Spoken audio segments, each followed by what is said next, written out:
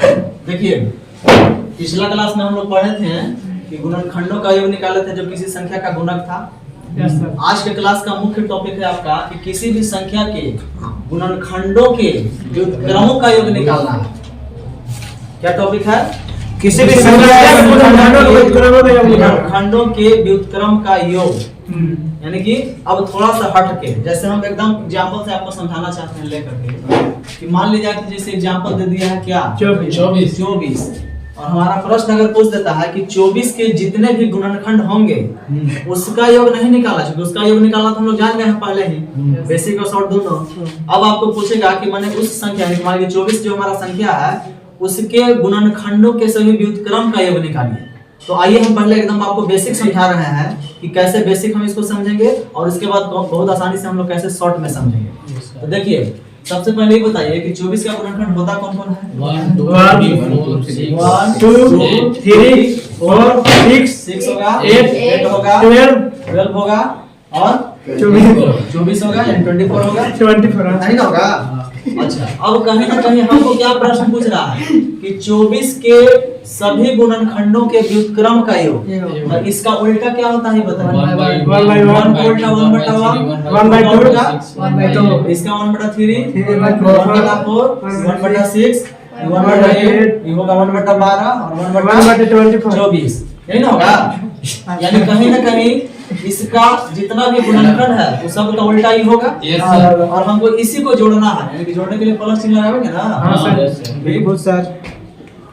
चलिए प्लस लगा दिए। अब बताइए, हम आपको अभी बेसिक समझा रहे हैं।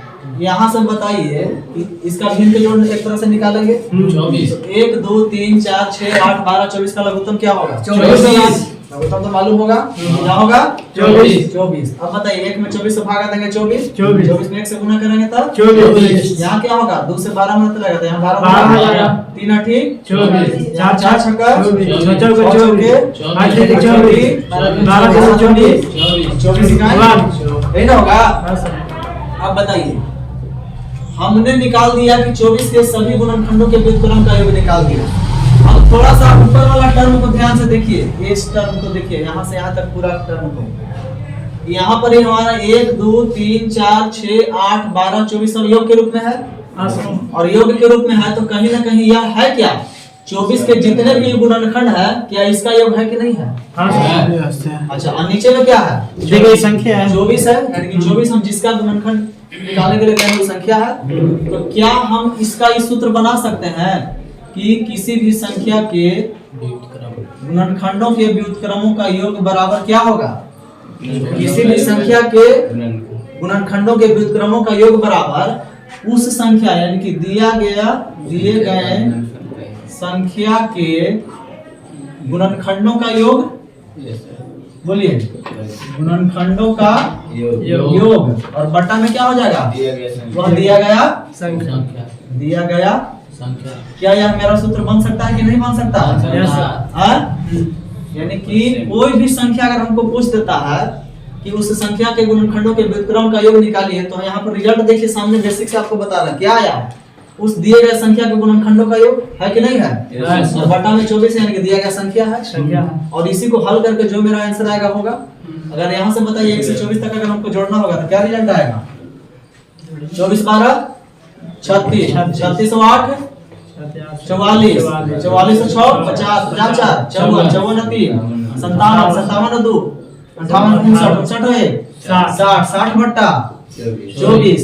अगर इसको और काटना होगा तो क्या होगा? 10 छक्का 4 छक्का 5 दूनी 2 दूनी यानी 5/2। 5/2 का मतलब कितना? 2.5 होगा, यानी कि इतना ही आंसर मेरा आएगा। नहीं आएगा। तो अब हमको ये बताइए कि क्या हम इसको निकालने का शॉर्ट तरीका पहले से जानते हैं कि नहीं जानते हैं? जानते हैं। तो चलिए हम थोड़ा सा आपको बेसिक को दिखा रहे हैं कि कैसे इसको हम इसी को हम ट्रिक के माध्यम से एकदम शॉर्ट में कैसे समझेंगे। देखिए इसको हमको मान लीजिए शॉर्ट में बनाना हो तो हम लोग क्या करेंगे कि अब हम यहाँ से हमारा जो अभी तक ट्रिक हमारा है, जैसे मान लेता है कि एग्जांपल के रूप में हमारा 24 के बारे में पूछ दिया कि 24 के सारे गुणनखंडों के व्युत्क्रम का योग निकालिए। तो इसका योग निकालने का टेक्निक हम क्या जानते हैं कि सबसे पहले 24 को अभाज्य गुणनखंड के रूप में जोड़ना। जैसे 24 को लिख सकते हैं हम 8 गुना 3 का मतलब कितना होता है? 2 के पावर 3 के बराबर आ गई अब यहाँ से जब योग निकाले, चूंकि हमको सबसे पहले क्या चाहिए, उसका योग चाहिए गुणनखंड का, तो योग निकालने के लिए तो 2 के पावर 0 से 3 तक जाएंगे। क्या है 2 के पावर 0 से लेकर कहाँ 3 तक जाएंगे? जाएंगे ना। Yes sir. और ये हम कहाँ तक जाएंगे? 0 से 1 तक। और 0 से 3 के पावर 1 तक जाएंगे ना। Yes sir. अब इसी का जो हल करेंगे और यहाँ से भाग देंगे किससे? दिया गया संख्या 24 से। तो आप देख लीजिए रिजल्ट आपको वही आएगा कि नहीं आएगा। इसका मान 1 2 4 8 गुना यहाँ 1 प्लस 3 हो जाएगा और भागा 24। अब यहाँ से फाइनल रिजल्ट अगर देखा जाए तो क्या होगा? 8 4 15 14 1 15। यहाँ से बताइए 3 1 4 बट्टा 24 60 बटा 24 जो फिर आया तो आया कि नहीं आया?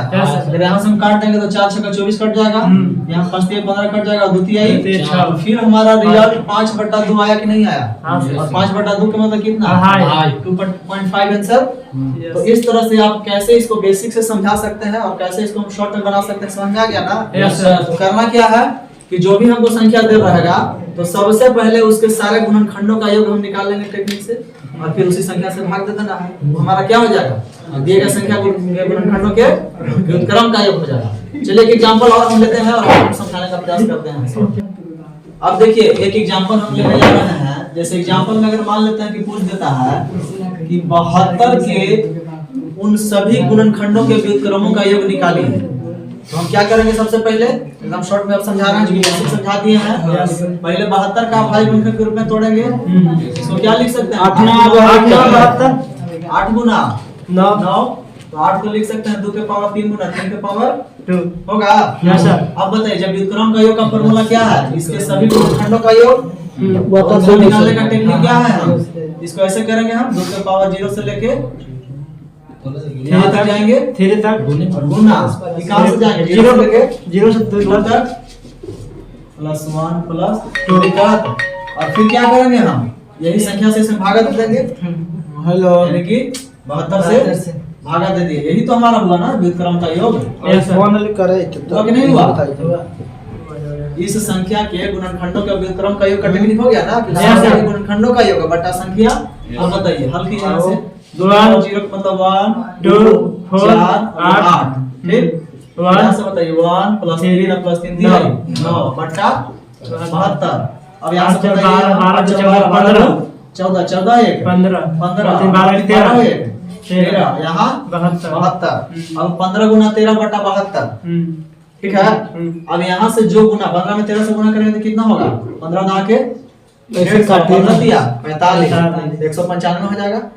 195 में जो हम 72 से भाग देंगे जो रिजल्ट आएगा वही मेरा आंसर होगा।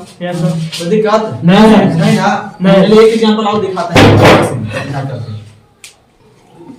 देखिए अब एक एग्जांपल हम आपके सामने हल कर रहे हैं। मान लीजिएगा कि प्रश्न आपको पूछ देता है कि 360 के सभी गुणनखंडों के व्युत्क्रमों का योग निकालिए, तो हम लोग कैसे इसको बहुत आसानी से बनाएंगे? देखिए यहाँ सबसे पहले 360 को क्या करेंगे? अब भाज्य गुणनखंड में तोड़ेंगे ना। जी सर। कैसे लिख सकते हैं? 36 गुना 10 लिखने में कोई दिक्कत नहीं सर।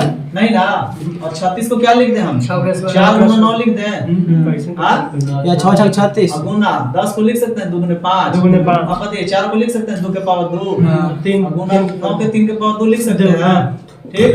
तो फाइनल देखिए 2 यहाँ से वही यहाँ से क्या हो जाएगा? 2 के पावर 3 के पावर 5 के पावर ये हमारा 360 अभाज्य गुणनखंड में टूट गया। अब इसके व्युत्क्रमों का योग निकालने के लिए क्या करेंगे? सबसे पहले इसके गुणनखंडों का योग और भागा दे देंगे उससे। तो यानी कि व्युत्क्रमों का योग जो निकालना है वो क्या हो जाएगा? अब बताइए कहां से कहां तक जाएगा? 0 से 3 तक जाएगा। 3 तक जाएगा ना। Yes sir. पहले हम बता चुके हैं। अब गुना ये कहां से कहां तक 0 से जाएगा? 2 तक 0 से लेके 2 तक जाएगा। 0 से कहां 1 से कहां तक जाएगा? 0 से 5 के पावर 0 से 5 के पावर 1 तक किससे भाग दियागा? 360 से जो संख्या दिल है उसी से ना भाग दियागा। हाँ, यानी 360। अब बताइए ये क्या हो जाएगा? 1 2 4 8 तो यहाँ पर 1 3 9 1 यहाँ 1 प्लस 5 भागा 360। अब बताइए हल कितना करेंगे? 8 से 12 15 15 गुण 15 9 तो 12 13 13 5 है 6 भागा 360 चलिए ये कट जाएगा क्या बनाते हैं 60 15 4 60 13 बटा 4 13 बटा 4 4 आंसर होगा पॉइंट में बदलेंगे तो कितना होगा 3.25 चलती आई 12 एक उतरेगा पॉइंट फिर 0 4 दूनी 8 2 0 2 5 10 आएगा ठीक है 3.25 25 ठीक है हाँ। अब चलिए कुछ एक और प्रश्न को देखते हैं